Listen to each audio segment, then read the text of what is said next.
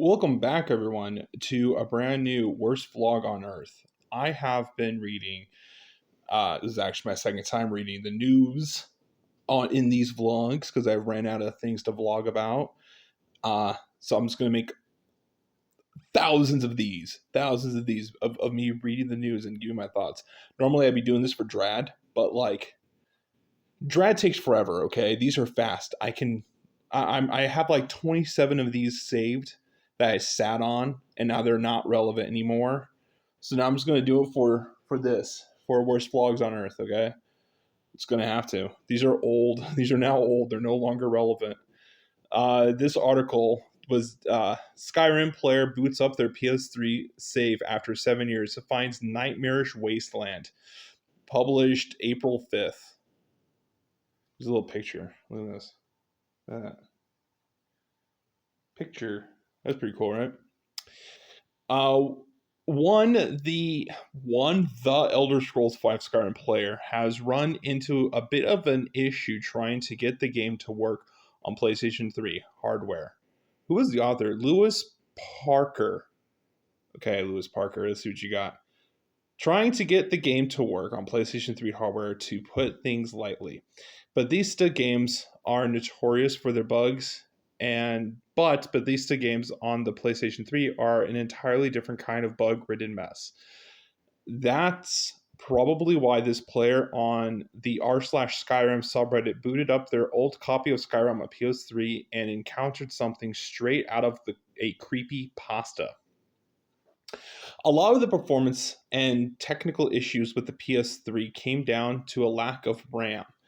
All PlayStation 3 models have 256 megabytes of RAM, which was a bit of an issue for developers at the time who were porting games to the system.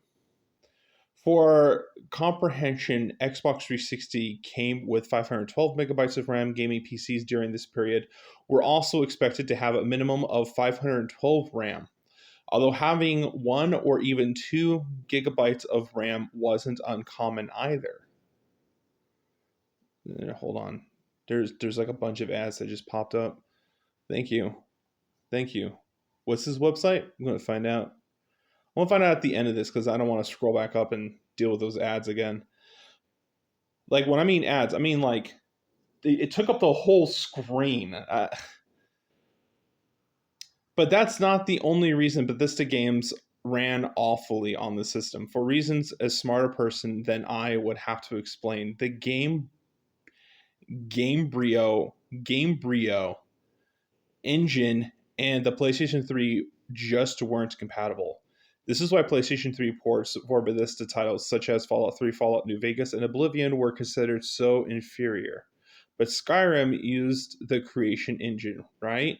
So why was the PS3 version still so awful? The Creation engine was still based on the architecture of the Gamebryo engine, which is presumably why the PS3 version of Skyrim is so rubbish. Just say shitty. It's so rubbish, so far paw. That isn't to say that the Xbox 360 version of several Bethesda games were not also buggy, but rather that adding a bunch of performance-related issues on top of an already bug-ridden engine just intensified a lot of its problems. Honestly, it's a wonder a PS3 port of Oblivion even exists, all things considered. Huh. Then the next article after that, Skyrim players just discovering why there are no female dragons. Okay. Sure. Wow, cool. This is by gamingbible.com is where this article is from. And they have so many ads. Oh my god. So many ads. It's like they're trying to make a career out of it. Well, you can't afford sponsors? You had to go with ads? Nah, I'm only joking. I don't really have any thoughts on this subject. I don't know much about how the PS3 works. I have one. I just don't care to learn about it. But like, I don't know why this person is dogging on Skyrim for the PS3. I'm currently doing a let's play of it on the PS3, and I don't have any problems, no bugs, no issues. Um, so that's the thing about some of these gaming articles and people who write gaming articles.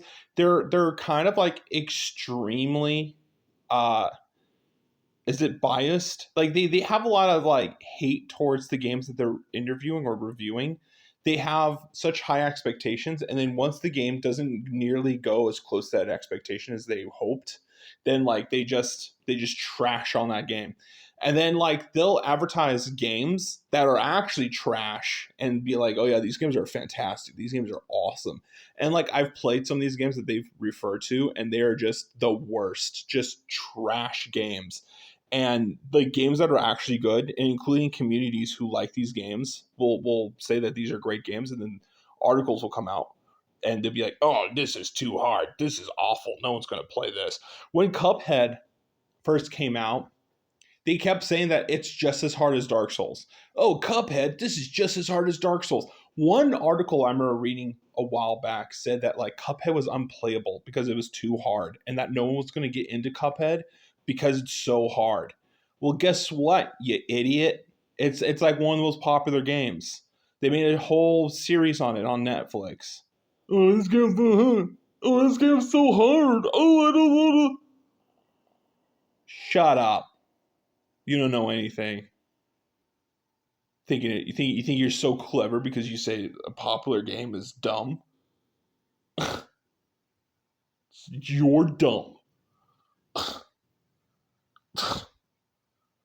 Can't believe your audacity. The audacity of some of these articles. And it's not just video game articles, by the way. I'm gonna get into it. I was just about to end the video. I'm like, no.